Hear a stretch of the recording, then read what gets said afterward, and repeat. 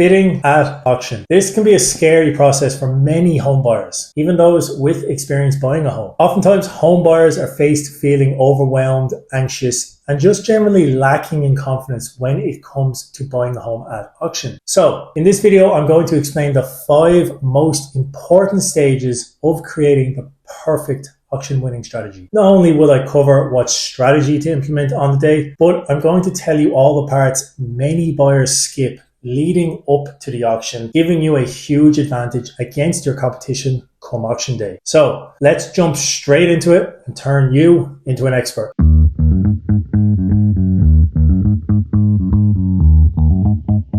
So in an auction environment, when the hammer falls by the auctioneer, if you are the highest bidder and it has met or exceeded the vendor's reserve, you are expected to buy the property there and then. That means paying the deposit, signing the contract of sale, and ultimately buying the home. So you want to make sure when you sign on that dotted line, everything about the property is up to scratch and you've mitigated as much risk from the property as humanly possible leading up to the auction. This means carrying out your due diligence before the auction as best you can. So the 3 most important parts of the due diligence before the auction process is getting your building and pest inspection done, getting the contract of sale reviewed by your conveyancer, and having your finance approved by a lender. Sometimes agents will have a building and pest inspection for the property done before the auction campaign, and they'll have the report there at the open home inspections for you to check out. However, I would recommend you getting your own separate building and pest inspection done with an inspector that you trust, that you've used before, or has been referred to by a friend or family member who recommended their services. Because ultimately, this is the person that's going to be able to identify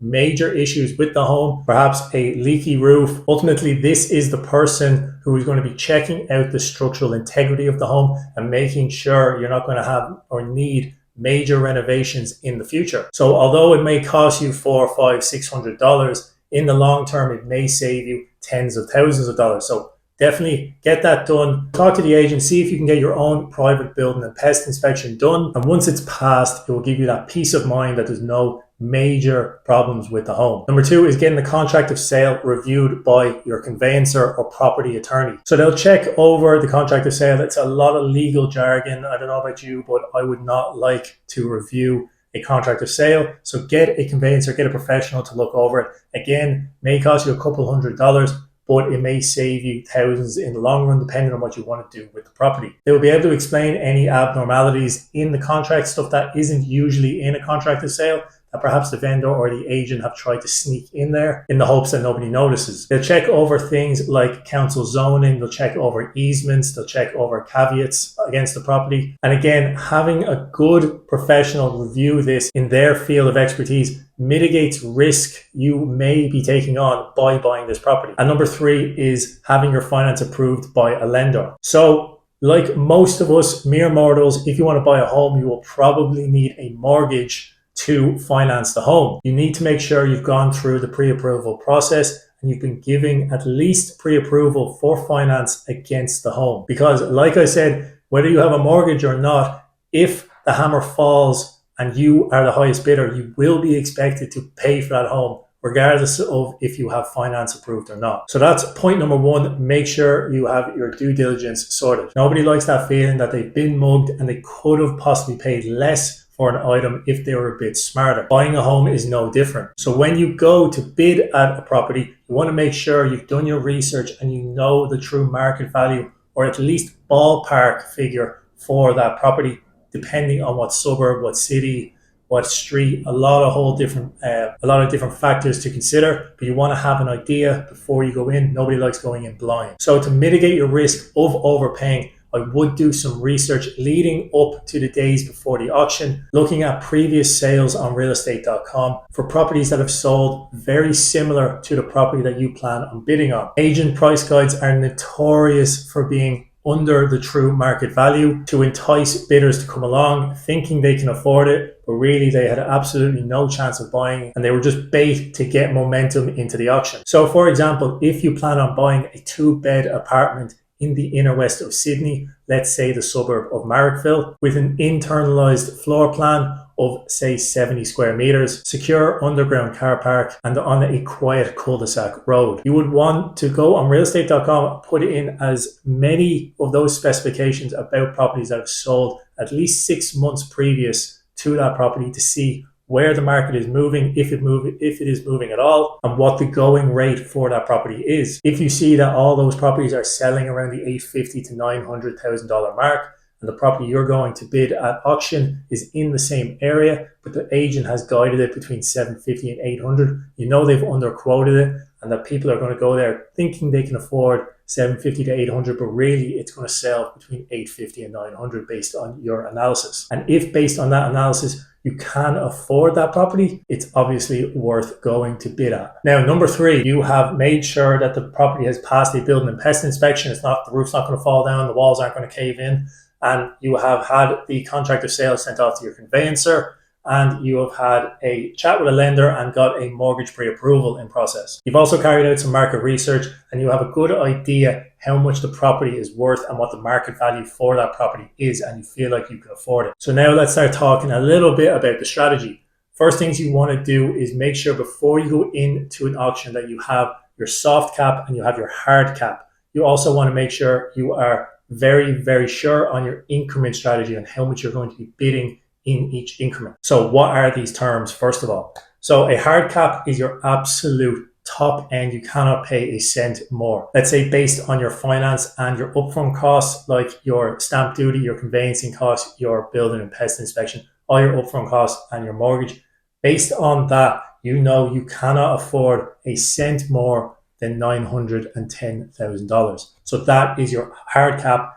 If the bidding goes past that, you're out. And you know that beforehand, and it removes emotion and it makes you sure I can't go a cent more. Better luck next time. I'll keep looking. It mitigates your chance of getting emotional and impulse bidding, which is exactly what the auctioneer and sales agent want. They want you to get emotional. They want you to start bidding silly. By having a plan and having your hard cap, you mitigate that risk and don't put yourself in any financial stress in the future. Now, a soft cap is a little bit more ambiguous. Depending on where your market value and your market research has led you for that property, you may place the soft cap at somewhere where you're happy to pay. This is essentially the upper limit of where you want to pay. Obviously, going to auction, we all want to pay as little as possible, but you have to be realistic. And like I said, your research has told you it's going to sell for somewhere between 850 and 900,000. So you might put the soft cap at 850. You're happy to pay and you hope to pay 850. But once it goes past that, you need to start thinking about your increment and maybe adjusting your strategy. And then your bidding increment strategy, this is essentially the amount that you're going to bid each time once somebody else offers a bid that's higher than your last bid. So I always recommend somewhere between 30 and 50K, depending on where the bidding starts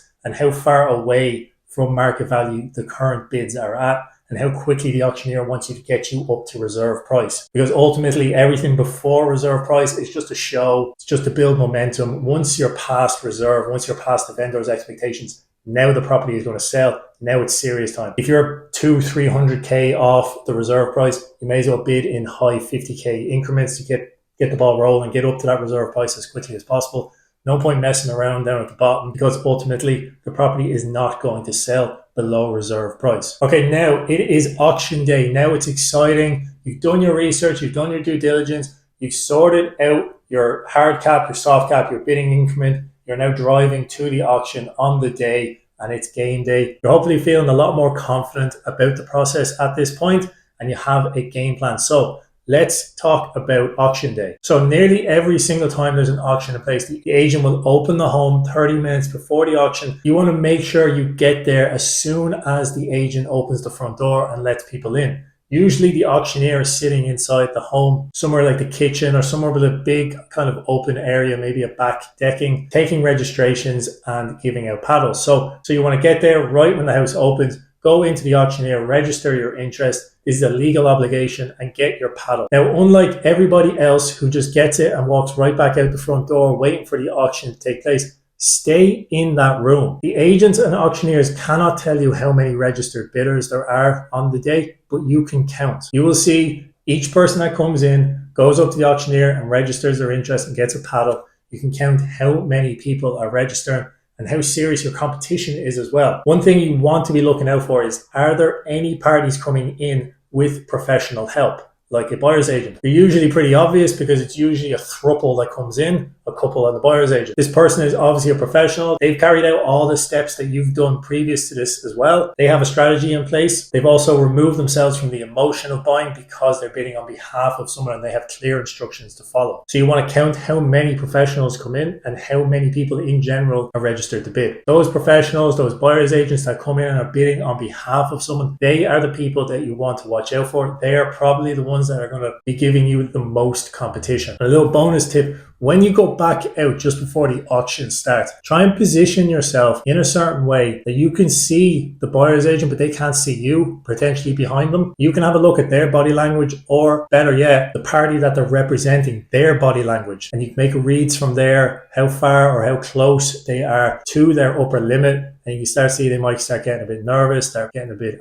angsty, and watch their body language. Now it comes time for bidding. The part you've all been waiting for, the final hurrah. This is it. You will hopefully have the home within the next few minutes when the hammer falls. So should you bid first or should you bid towards the end and kind of hang back, keep your cards close to your chest and see what happens? A lot of agents, a lot of auctioneers will all tell you to bid first and to put in a strong bid and to get the auction going and to put that psychological factor in your favor by bidding first and putting in a strong opening bid. Of course, they are going to say this. They want to sell a home and they want people bidding to create momentum and create FOMO, and they want people bidding. Now, there are times when you should bid first. If you've been hanging back there and only 3 or 4 people have come in to bid and you think, okay, I don't have much competition here, that is a good time to put in a strong opening bid and just wipe out those people. Hopefully they're inexperienced, hopefully they're first-time home buyers, and hopefully they bought into the agent's guide. They think they can buy this property between 750 and 800 because that's what the agent has guided at. In this instance, it might be prudent to put in a very strong opening bid and immediately remove them from the competition. A quick 830, 840 opening bid can put a massive dent in their confidence because this is the opening bid. This is where we're starting. You know from your market research, you're below market value and already your competition is thinking, wow, we're opening at 840?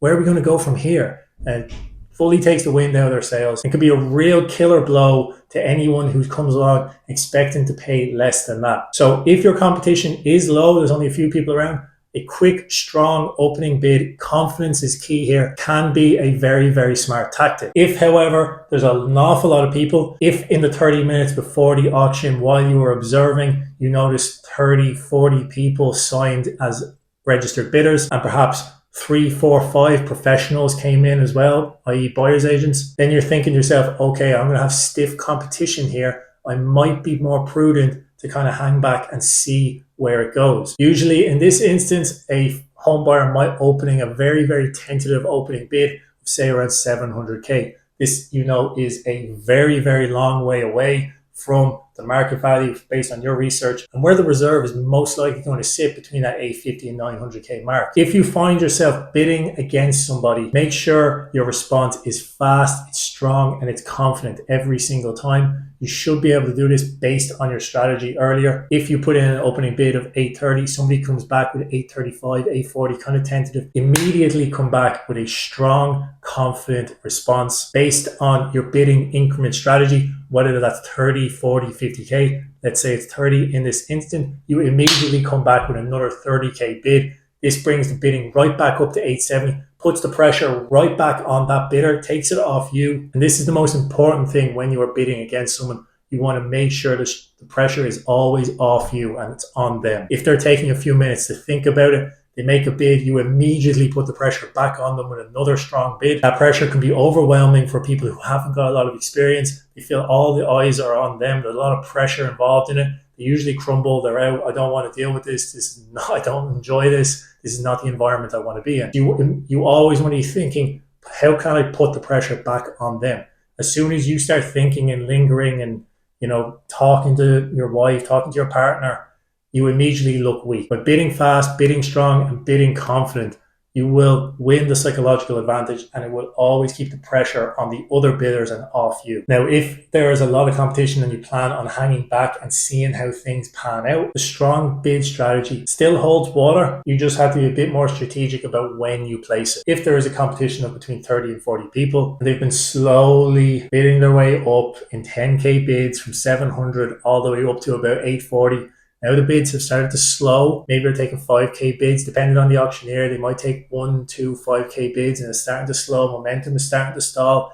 You feel you are now at the upper limit of a lot of buyers. You are now at the upper limit for an awful lot of the buyers present. This might be the time to put in a strategic, strong opening bid. A well-placed 20, 30k bid in this instant when everybody else is bidding 1, 2s and 5s, and all of a sudden you come in with a 20, 30k bid, you haven't been bidding up to this point, can give the psychological appearance that you have an awful lot more money than you actually do. Because, like we know from earlier, your hard cap is around 900k. You've now put in a bid of 870. You are very close to your upper limit, but your competition doesn't know that. You've come in with a strong opening bid of 20, 30k when everyone else is bidding 1s, 2s and 5s. Now you are past your soft cap, but it may blow the competition that you're facing out of the water. So ultimately, when it comes to bidding on the day, everything comes down to the work you have done previously. Have you done your due diligence? Have you done your market research? And have you determined your hard cap, your soft cap, and your bidding increments? Have you also analyzed the room on how much competition you're going to face, and are there any professionals that you're going to have to face as well? Based on all of that information, you can decide whether you should bid first or whether you should bid near the end, ideally last. But if there's one thing you take away from this when it comes to bidding, is always bid strong, always bid confident, and always bid fast. Have a plan, execute it. If it comes off, great. If not, there will be another opportunity. There will be another home. There always is. I hope that helps. If you would like to see more videos like this, please hit the subscribe button below and let me know what other topics you'd like me to cover. My name's Andy. Thanks for watching.